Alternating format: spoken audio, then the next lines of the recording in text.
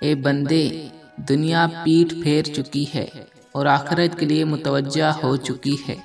ہر ایک کے اپنے اپنے بیٹے ہیں۔ صبر کی حیثیت ایمان کے سامنے بقیہ جسم کے سامنے سر کی مانند ہے۔ غیر صابر کا ایمان غیر کامل ہے۔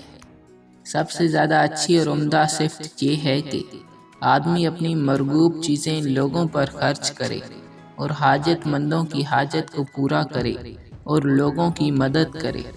اپنے رخسار کو ٹیڑھا نہ کر، غرور تکبر نہ کر، اپنے پہلو کو نرم رکھ اور اللہ تعالیٰ کے لیے تواضع اختیار کر جس نے تجھے عزت و رفعت عطا فرمائی ہے۔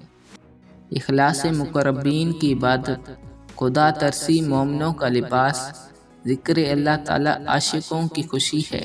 نماز دین کی جڑ اور سچائی پرہیزگاروں کا لباس ہے۔ روز ناف میں بادام کا تیل کے چند قطرے ڈال دیا کرو، آپ کا وزن چند دنوں میں ہی کم ہو جائے گا۔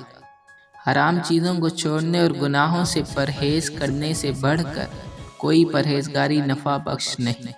جس بندے میں پرہیزگاری نہیں، اس کے دین کی کوئی حفاظت نہیں۔